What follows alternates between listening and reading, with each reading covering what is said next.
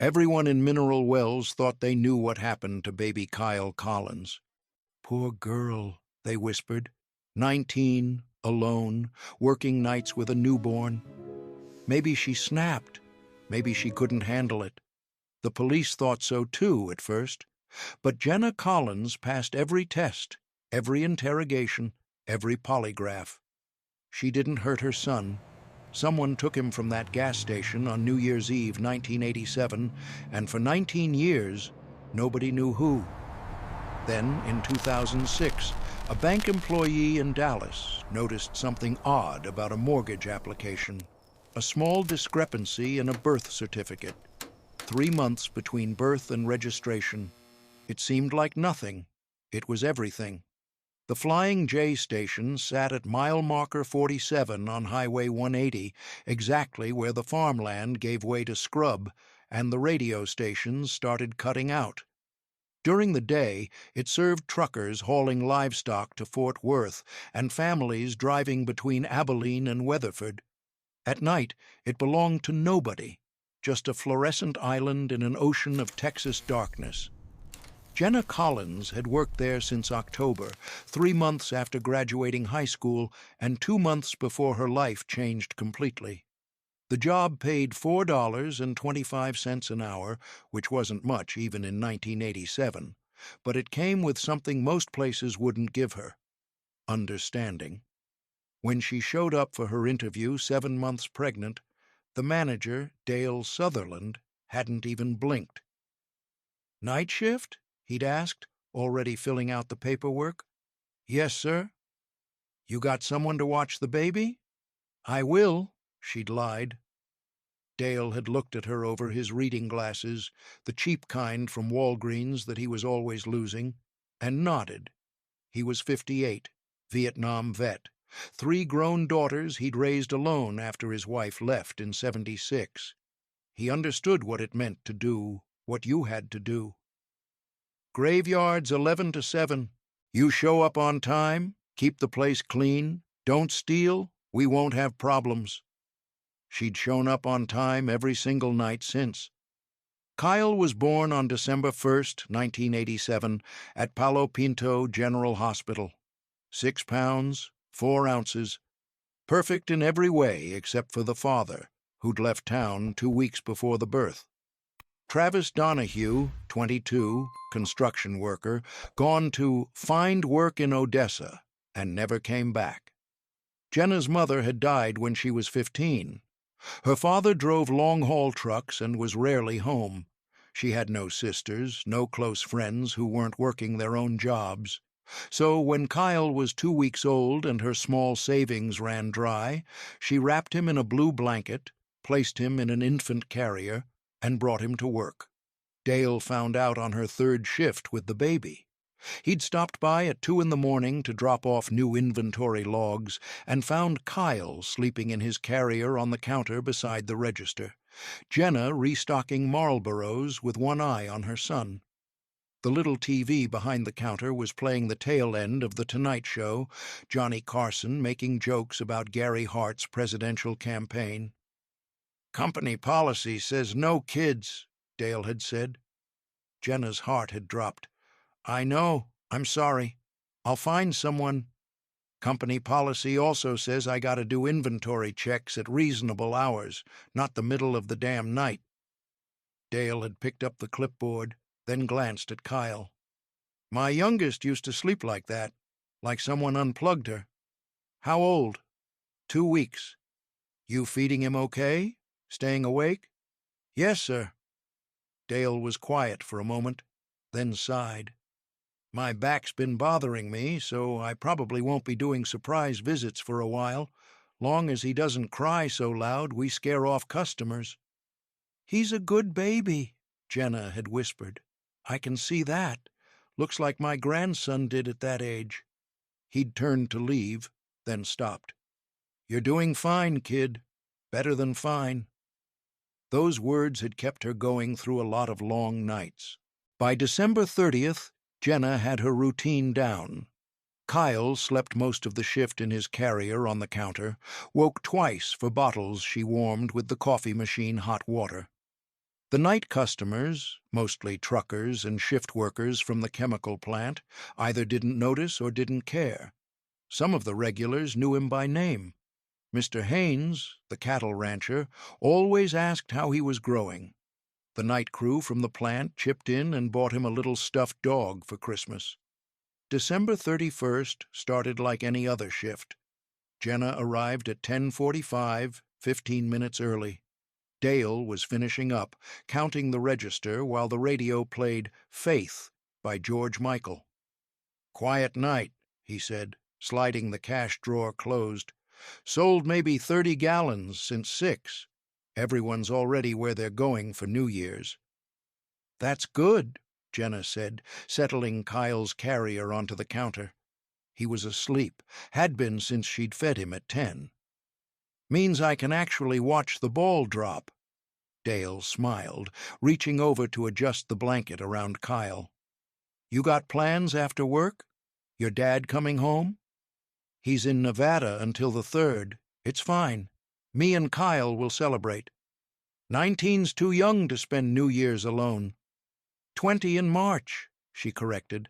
"And I got my son. I'm not alone." Dale grabbed his jacket, a faded Carhartt that smelled like coffee and cigarettes. "You know where I live if you need anything. Carol's making black-eyed peas later if you want to stop by." "Thank you, really.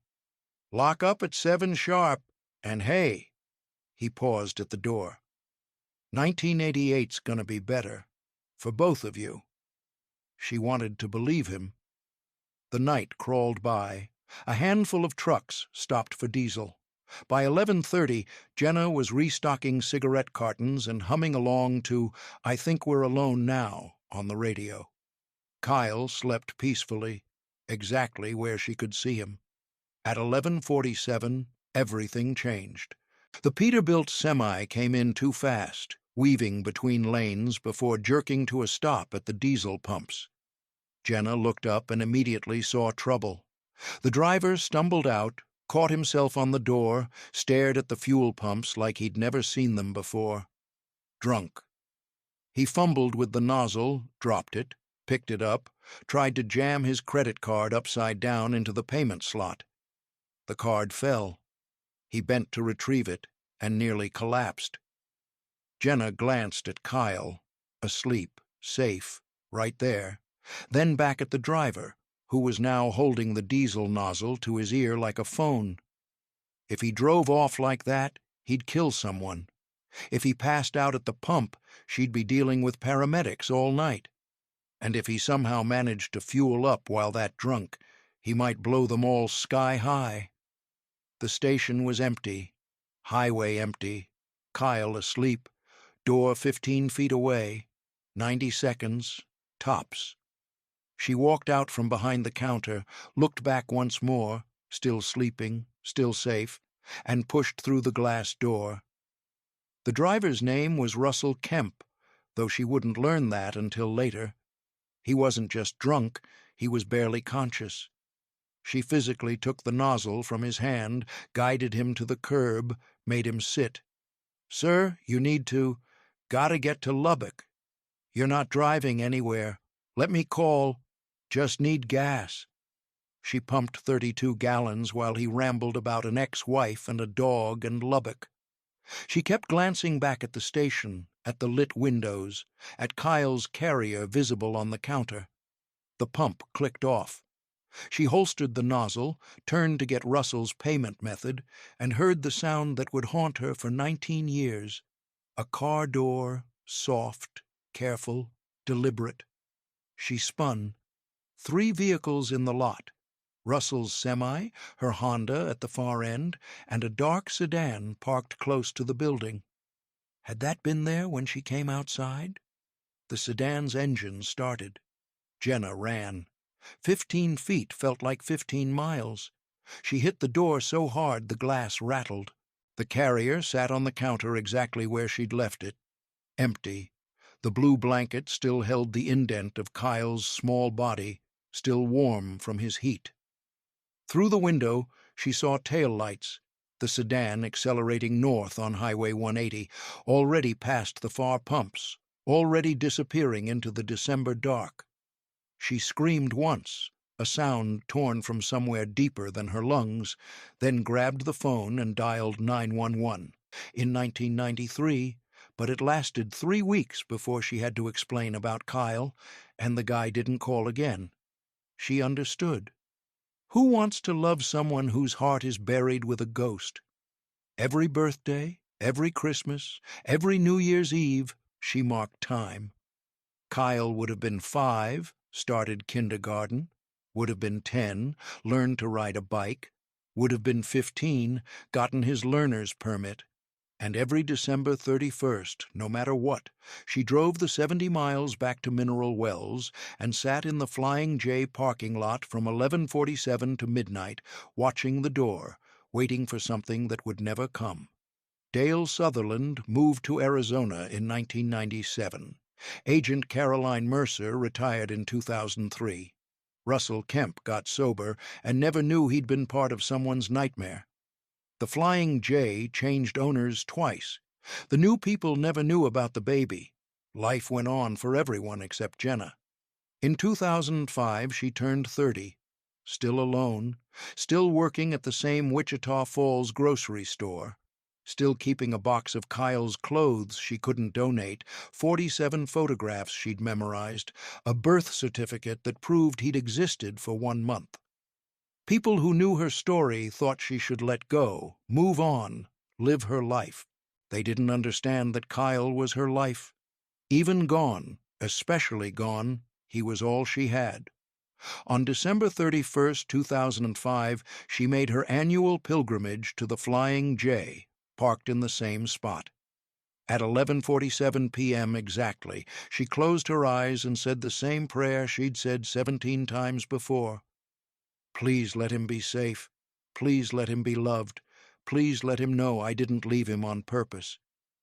She had no idea that 1,800 miles away, a woman named Carol Willis was packing boxes for a move from Albuquerque to Dallas, carefully wrapping a birth certificate dated December 31st, 1987, issued in March 1988, for a son who wasn't hers. She had no idea that in 6 months, a bank employee with a sharp eye and a good memory would notice 3 words that didn't quite fit. She had no idea that after 19 years of silence, the truth was about to crack wide open. But on that New Year's Eve, sitting in a gas station parking lot in a town that had forgotten her son, Jenna Collins knew only one thing. Tomorrow she'd wake up, and Kyle would still be gone. Tomorrow became the next day, became the next month. January passed, February, March, April, May. Deputy Frank Hillman arrived 7 minutes later and found Jenna on the floor behind the counter, holding the empty carrier, rocking. Sheriff Bob Wardell showed up 20 minutes after that. He was 56, thick through the middle, with a gray mustache and eyes that had seen 30 years of Palo Pinto County's worst. He'd worked a kidnapping once before, back in '74, a custody dispute that ended with a dead father and a traumatized kid. He'd sworn then he'd never let another child case go cold on his watch. He radioed for roadblocks on 180, north and south, sent deputies to check every side road within 10 miles, called DPS for an alert.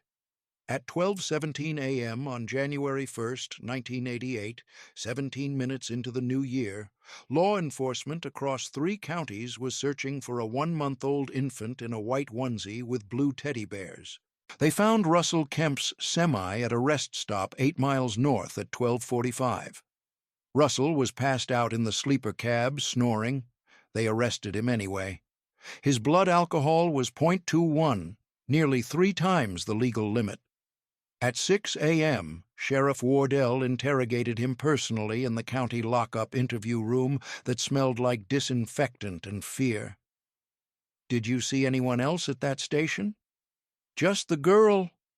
Russell's hands shook. His eyes were bloodshot. "Jesus, I didn't know about no baby. I swear to God." "No other cars? Nobody in the parking lot?" "Man, I was messed up. I don't remember paying for the diesel. I don't remember leaving. They held him 72 hours, ran every test, checked every angle. Russell Kemp was a drunk, but he wasn't their guy. He could barely walk, let alone kidnap an infant and drive away clean. The investigation expanded fast. Sheriff Wardell brought in the Texas Rangers on day 2. By day 3, they'd pulled 4 weeks of Flying J receipts, found 37 overnight transactions, started tracking down every name. Most paid with company fleet cards, truckers hauling for Tyson Foods, Coors, J.B. Hunt. The Rangers interviewed them at truck stops from Amarillo to San Antonio. Same story every time. Saw the baby, thought it was sweet, moved on. They interviewed the chemical plant workers, the college kids who'd bought beer, the woman with the Buick, Mr. Haynes, the rancher. Everyone remembered Kyle. Nobody took him. Sheriff Wardle stood in the Flying J parking lot on January 3rd, looking at the empty diesel pumps, trying to understand how someone could vanish a baby in 90 seconds. They were watching, he told Dale Sutherland, who'd closed the station for the week out of respect. Had to be, waiting for her to step outside. Who watches a gas station in the middle of nowhere? Dale asked. Someone who wants a baby. The town of Mineral Wells, population 6,000, tried to help. Volunteers searched abandoned buildings, wells, barns, the woods along Highway 180. They found nothing. The local paper ran Kyle's photo on the front page with a hotline number. Tips poured in, dozens of them, all leading nowhere. On January 5th, Jenna took a polygraph. 3 hours of questions in a windowless room with a machine that measured her heartbreak. Did you harm your son? No. Do you know where your son is? No. Did you plan for someone to take your son?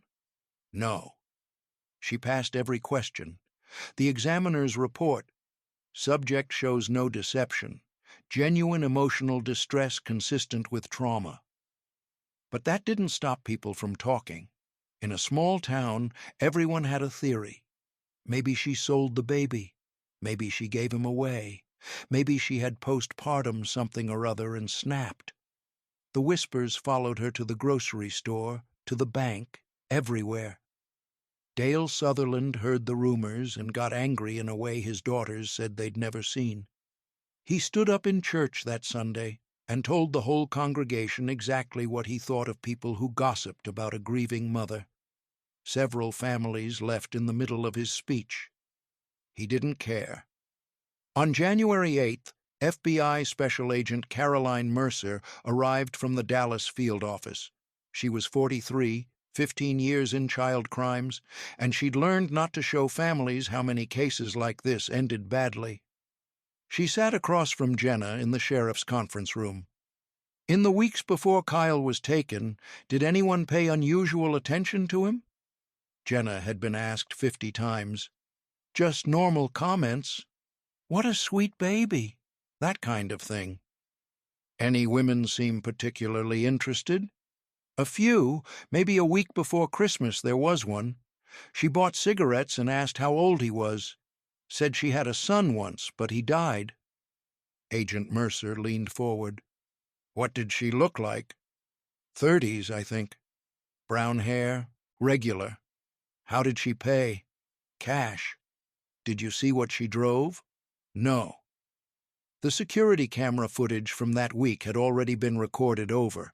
Standard VHS recycling. Keep 1 week, tape over it. Nobody thought to save it until it was too late. By February, the FBI started pulling back resources. They'd run every lead into the ground. Agent Mercer kept working it when she could, but she had new cases coming in, and the Collins case was cooling fast. By March, the official investigation stalled. By summer, it was filed under cold cases. Sheriff Wardell kept the file on his desk for 6 months, reviewing it whenever he had spare time, which wasn't often. He retired in 1995, and on his last day, he stopped by Jenna's house in Mineral Wells. She was still living there then, before everything got to be too much. "I'm sorry," he told her. "I'm sorry we never found him." "You tried," Jenna said. She was hollow by then, carved out by grief and sleeping pills and the way people crossed the street to avoid talking to her. "I'm leaving the file with Tom Paxton. He's a good man. If anything breaks, nothing's going to break." Wardell wanted to argue, but he couldn't. They both knew the statistics. After the first 48 hours, chances dropped like a stone. After 19 months, Kyle Collins was likely dead, or so far gone he'd never be found. But Wardell was wrong about Jenna giving up hope. She never did. She moved to Wichita Falls in 1989 with her father, got a job at a grocery store, went to therapy twice a week. She tried dating once, in 1993, but it lasted 3 weeks before she had to explain about Kyle, and the guy didn't call again. She understood. Who wants to love someone whose heart is buried with a ghost?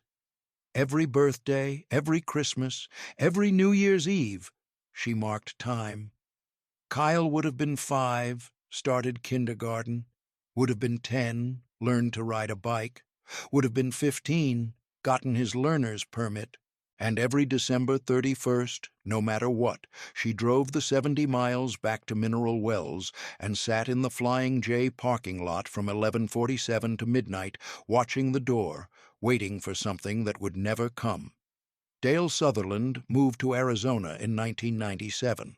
Agent Caroline Mercer retired in 2003. Russell Kemp got sober and never knew he'd been part of someone's nightmare. The Flying J changed owners twice. The new people never knew about the baby.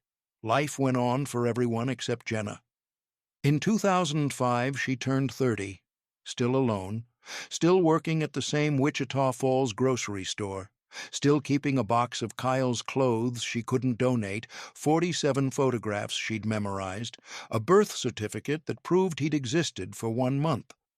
People who knew her story thought she should let go, move on, live her life.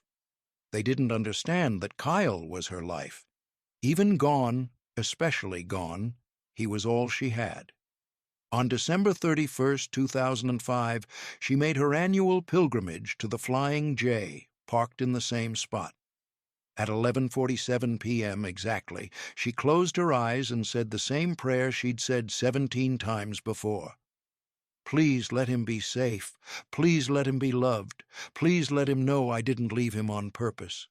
She had no idea that 1,800 miles away, a woman named Carol Willis was packing boxes for a move from Albuquerque to Dallas, carefully wrapping a birth certificate dated December 31st, 1987, issued in March 1988, for a son who wasn't hers.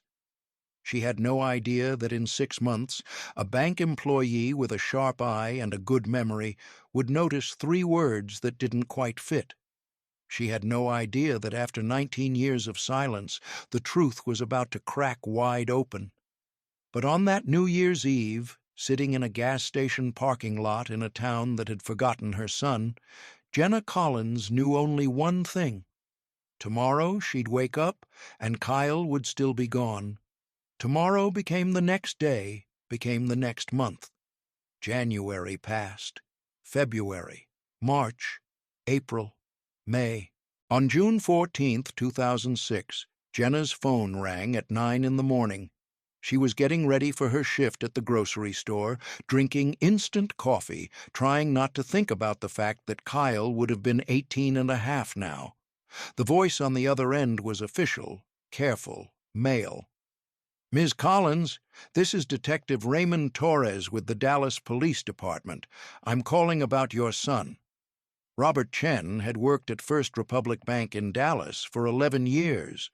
He'd started as a teller, worked his way up to senior loan officer, and after September 11, 2001, he'd received additional training in document verification. The Patriot Act had changed banking. Suddenly, everyone was looking for fraudulent Social Security numbers, fake IDs, anything that might indicate money laundering or identity theft. By 2006, Chen could spot a forged document from across a desk. On June 12th, a woman named Carol Willis came in to apply for a home mortgage. She was 47, worked as a surgical nurse at Presbyterian Hospital, had excellent credit, and a 20% down payment saved up. Everything about the application was textbook perfect, except for one thing. Her son, Brian Willis, was listed as a dependent, age 18, high school senior, living at home, standard stuff. Chen processed dozens of these applications a month, but when he pulled Brian's birth certificate from the document packet, something nagged at him. Date of birth, December 31st, 1987. Date issued, March 14th, 1988. Chen looked at it for a long moment. Birth certificates were usually issued within days of birth, maybe a week or two if there were complications. But 11 weeks? He checked the hospital listed, Dallas County Records. Not a specific hospital, just county records. That was unusual, but not impossible. Sometimes people registered births late if they'd had home deliveries or moved from out of state. But something about it felt off. Chen had a habit his wife found annoying and his supervisors appreciated. He remembered things, details, numbers, dates. And he remembered reading something years ago about late registered birth certificates being red flags for adoption fraud or child trafficking. He excused himself, told Carol Willis he needed to verify a few details with the county registrar, and went to his office. He pulled up the Texas Vital Statistics database and searched for Brian Michael Willis, born December 31st, 1987. The certificate existed. It was legitimate, issued by Dallas County in March 1988. Mother, Carol Ann Willis. Father, unknown. Nothing obviously wrong with it, but Chen couldn't shake the feeling. He did something he probably shouldn't have done. Searched through archived news databases for missing children in Texas around that date. There were dozens, hundreds, if you went back a few years. He was about to give up when he found it. Infant abducted from gas station on New Year's Eve. Mineral Wells Gazette, January 2, 1988. 1-month-old Kyle Andrew Collins, taken from the Flying J station on Highway 180. Mother, Jenna Marie Collins, age 19. Date of birth, December 1st, 1987. Exactly 1 month before December 31st. Chen stared at his computer screen. Then he looked at Brian Willis's birth certificate again. December 31st, 1987. Same date the Collins baby went missing. It could be coincidence. Texas was a big state, lots of babies born on New Year's Eve. But the timing of the certificate issue, 3 months later, that was strange. And Carol Willis had moved to Dallas in early 1988, according to her employment records. From where? Chen dug deeper, using access he technically shouldn't have had, but nobody ever questioned. Carol Willis, previous address, Mineral Wells, Texas. Employed at Palo Pinto General Hospital as a labor and delivery nurse from 1982 to January 1988. The same hospital where Kyle Collins was born, the same town where he was taken. Chen's hands were shaking when he picked up the phone. He didn't call his supervisor. He called the Dallas Police Department and asked for whoever handled cold cases. They transferred him 3 times before he got Detective Raymond Torres. "This is going to sound crazy," Chen said, and then he explained everything. Torres listened without interrupting. When Chen finished, there was a long silence. "You still have the woman there?" Torres asked. "She's waiting in the lobby. I told her the verification would take about an hour. Keep her there. Don't let her leave. I'm on my way." Torres hung up and immediately pulled the Collins case file from the archive room. It was thick, dusty, hadn't been touched in years. He read fast, the abduction, the investigation, the dead ends. Then he called the Mineral Wells Police Department and got transferred to Sheriff Tom Paxton. "I need you to pull a very old case file," Torres said. Kyle Collins, infant abduction, New Year's Eve, 1987. I know that case, Paxton said. It's unsolved. Why? Because I think I just found him. By the time Torres got to First Republic Bank, he'd arranged for a forensics team, contacted the FBI, and pulled Carol Willis's complete background. She was clean. No criminal record, no red flags, model employee at the hospital. Which made sense.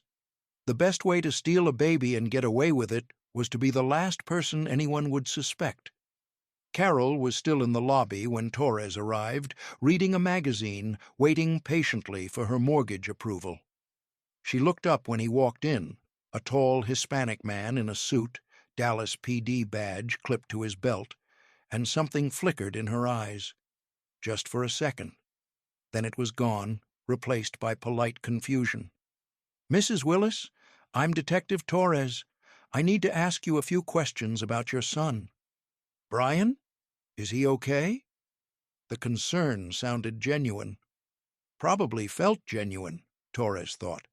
19 years of being his mother would do that. "He's fine. This is about his birth certificate. Can you tell me why it was issued 3 months after his birth?" Carol's face went carefully blank. "I don't understand." "Your son was born December 31st, 1987. The certificate wasn't issued until March 14th, 1988. That's an 11-week delay. Can you explain that?" We were living in New Mexico at the time. I had him at home. It took a while to get the paperwork processed." "New Mexico? Your employment records show you worked at Palo Pinto General Hospital until January 1988. "I meant I had family in New Mexico. I visited them for the birth." "Why would you go to New Mexico to give birth?" "It was complicated, personal." Torres leaned forward. "Mrs. Willis, I'm going to ask you something, and I need you to think very carefully before you answer. Is Brian Willis your biological son?" Carol stood up. "I don't have to answer any more questions. This is harassment." "Sit down, please." "I want a lawyer." "That's your right. But before you make that call, I want you to know something." Torres opened the file he'd brought and set a photograph on the table. Kyle Collins, 1 month old, wearing a white onesie with blue teddy bears. This baby was abducted from a gas station in Mineral Wells, Texas, on December 31st, 1987. Same town where you worked, same date your son was supposedly born, and you registered his birth certificate 3 months later, right after you moved to Dallas. Carol looked at the photograph. Her hands were trembling. "We're going to do a DNA test," Torres said quietly, "on Brian, and if it shows he's not your biological son, you're going to spend the rest of your life in prison. But if you tell me the truth right now, if you help me understand what happened and why, that's going to matter. It's going to matter a lot." Carol sat back down. She was crying now, silent tears running down her face. "I didn't hurt him," she whispered. "I swear to God I never hurt him." "Tell me what happened." She told him everything. Carol Willis had wanted a baby for as long as she could remember. Got married at 22, tried for years, went through 3 rounds of IVF. Nothing worked. The doctors said it was unexplained infertility. Her eggs were fine, her husband's sperm was fine, but they just couldn't make it happen. Her husband left in 1986, told her he wanted kids, and if she couldn't give them to him, he'd find someone who could. The divorce was final 6 months later. He remarried within a year and had a baby 9 months after that. Carol stayed in Mineral Wells, working labor and delivery at Palo Pinto General, bringing other women's babies into the world while her arms stayed empty. It was torture. Every shift, every crying newborn, every exhausted mother, it cut deeper. In December 1987, she delivered a baby for a 19-year-old girl who came in alone. Jenna Collins. No husband, no family in the waiting room, just her and her fear. The baby was perfect. 6 pounds, 4 ounces, brown hair, blue eyes, beautiful. Carol helped with the delivery, cleaned him up, did the footprints, handed him to his mother. And watching Jenna hold Kyle for the first time, Carol felt something break inside her. This girl was a child herself, alone, scared, no support system. She was going to struggle. She was going to fail. And that perfect baby deserved better. Carol started thinking about it. Thinking became planning. Planning became watching. She learned Jenna worked nights at the Flying J. She drove by a few times, saw the carrier on the counter, saw how young and overwhelmed Jenna looked. She saw how vulnerable it all was. On December 23rd, she went inside, bought cigarettes, asked about the baby. Jenna told her Kyle was 3 weeks old. Carol mentioned she'd lost a son once, which was true in a way. She'd lost the possibility of one, lost the dream of one. She went back on December 29th, stayed in her car in the dark parking lot for 2 hours, watching, saw how few customers came through, saw how isolated it was. On December 31st, she went back one more time. She told herself she was just going to look, just going to see. But she had a car seat installed in her back seat just in case. Just in case what, she didn't let herself think about. She saw the drunk driver arrive, saw him stumble, saw Jenna go outside to help him. And Carol walked into that gas station, picked up Kyle Collins from his carrier, walked back out, and drove away. She drove to Albuquerque that same night. Her sister lived there, didn't ask questions when Carol showed up with a newborn and a story about a failed adoption in Mexico that had miraculously gone through at the last minute. The sister helped her get temporary documents, connected her with a lawyer who specialized in late birth registrations for international adoptions. By March, Carol had a legitimate Texas birth certificate for Brian Michael Willis. By April, she had a job at Presbyterian Hospital in Dallas. By summer, nobody remembered the single nurse from Mineral Wells who'd left suddenly. She loved Brian. That was the terrible thing. She hadn't stolen him for money or revenge or any rational reason. She'd stolen him because she was broken and desperate and convinced herself that a teenage mother working nights at a gas station couldn't possibly love him as much as she could. "I told myself I was saving him," Carol whispered. "I told myself she didn't deserve him. I told myself I was giving him a better life." "Did you follow the case?" Torres asked. "The investigation?" Carol nodded. "Every day, for years. I expected them to find me. Expected someone to notice. When they didn't, I started to think maybe it was meant to be. His mother never stopped looking for him." "I know. She drove back to that gas station every New Year's Eve for 19 years. She sat in the parking lot and waited for her son to come home." Carol closed her eyes. "I know." Torres let that sit for a moment, then said, "Where's Brian now?" "School. He graduates next week." "Does he know?" "No. He thinks I'm his mother. He thinks his father abandoned us before he was born. He thinks—" Her voice broke. "He thinks I'm a good person." Torres called for backup to bring Carol to the station.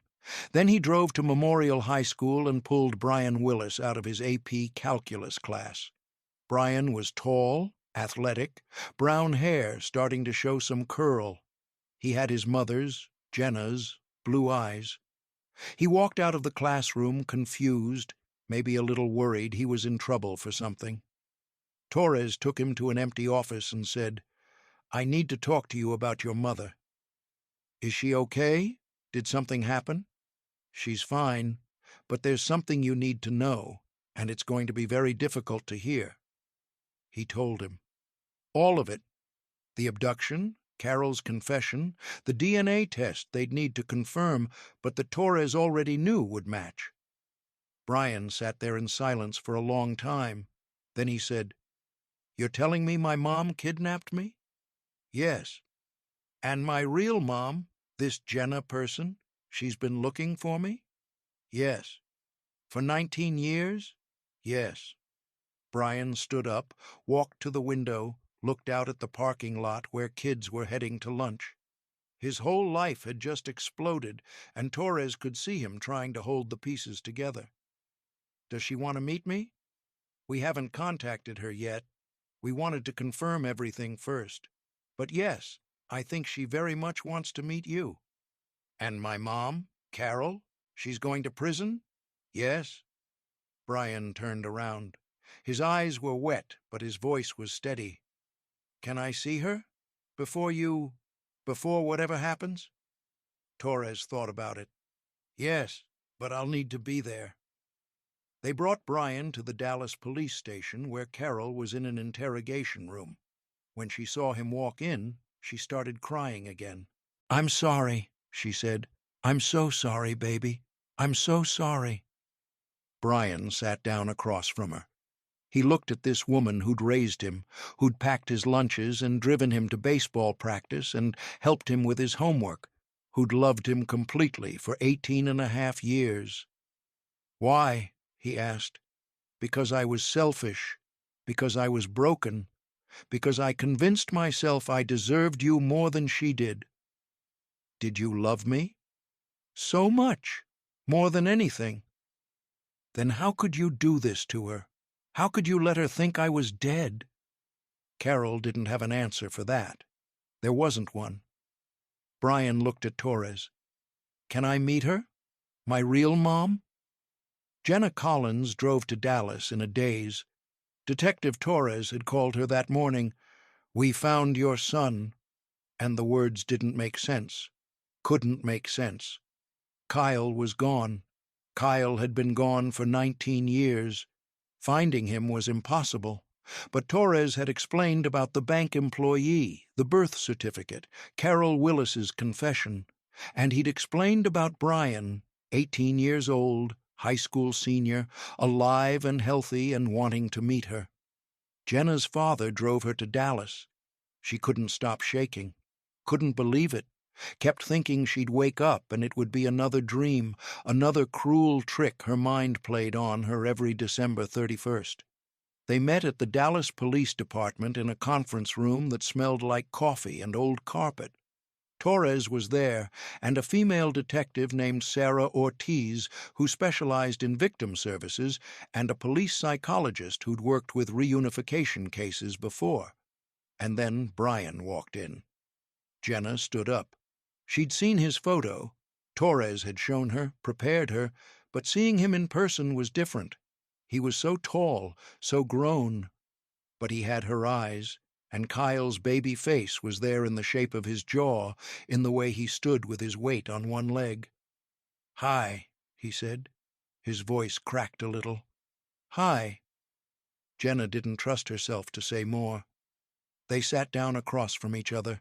The psychologist had explained how this should go. Slow, careful, let them control the pace. But Jenna didn't care about protocol. Can I hug you? She asked.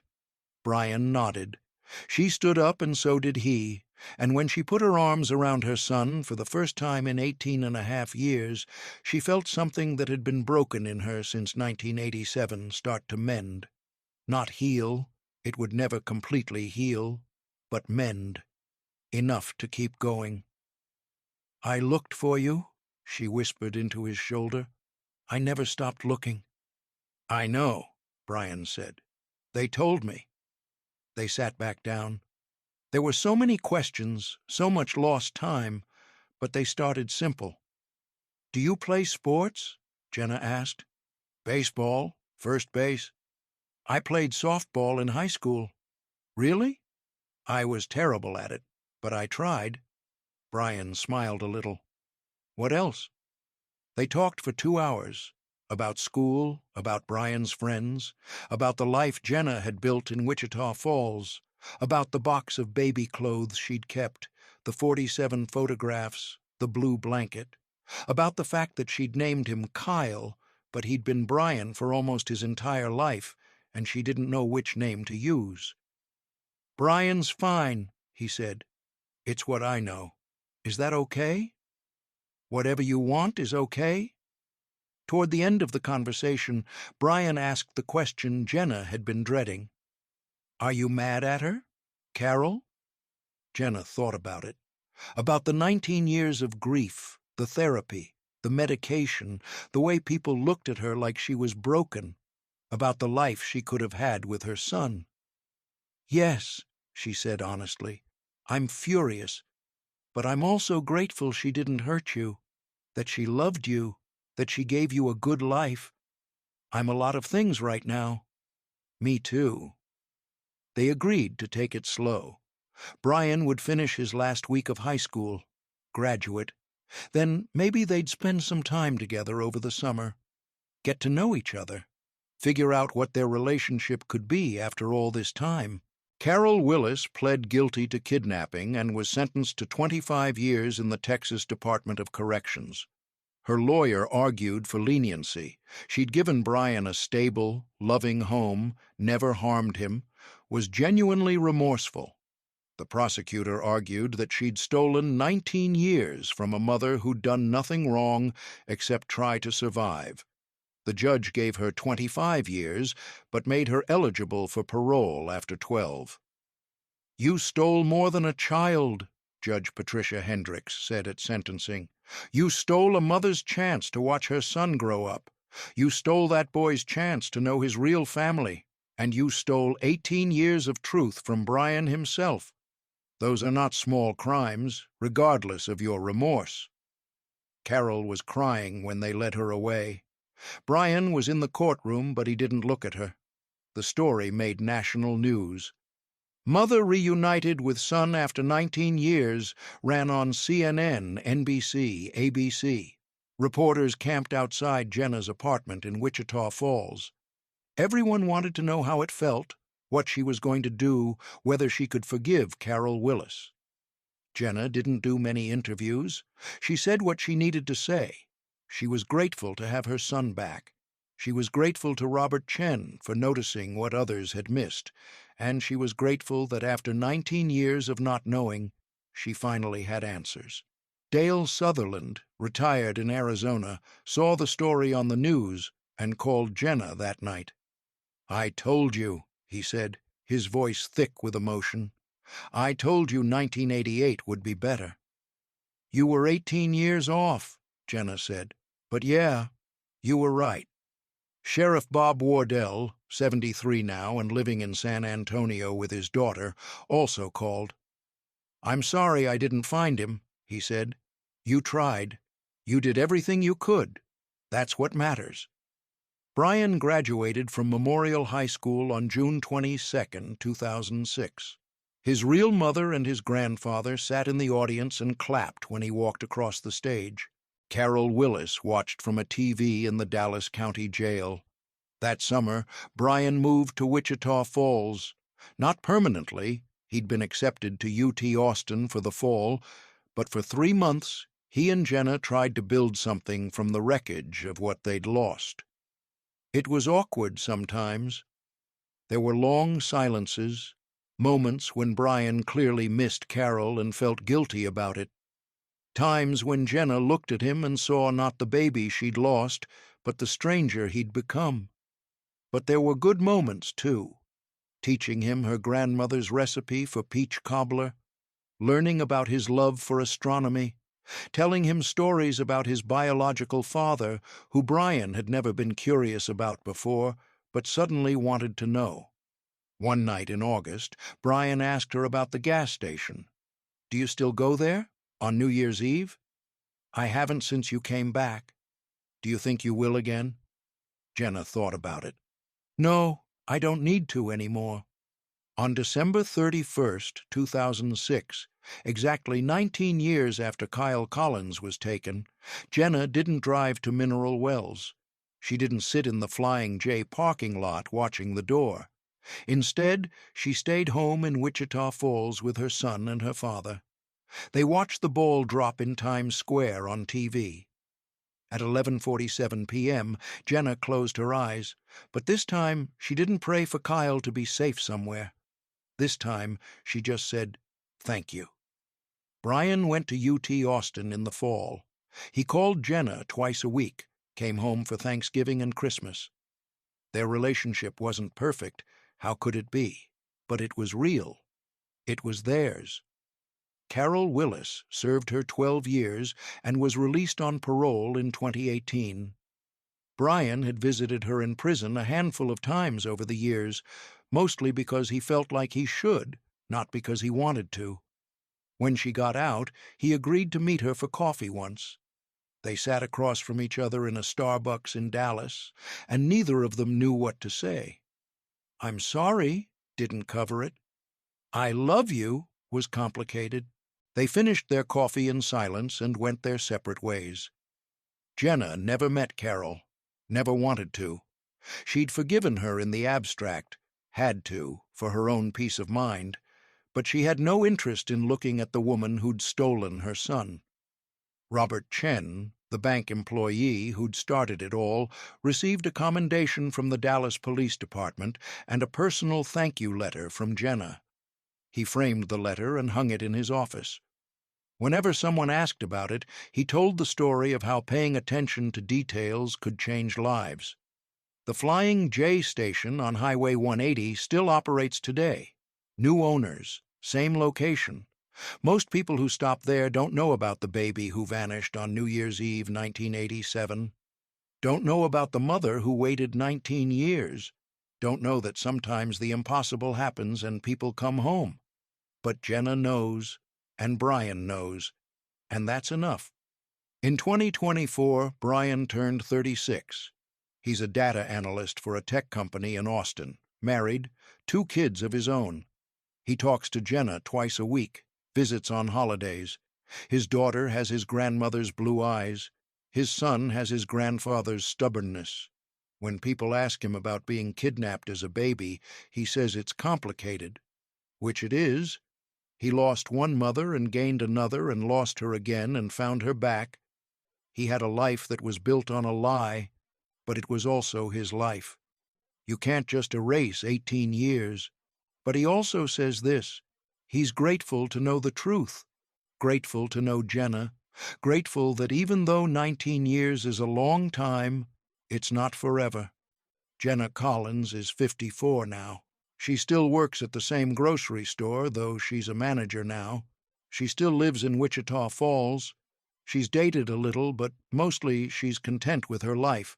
Her son, her grandchildren, her father who's still alive at 83 and still tells the story of how they found Kyle.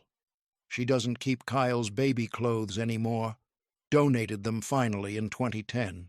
But she kept the 47 photographs and the blue blanket. Gave them to Brian when his first child was born. "Your history," she told him. "All of it."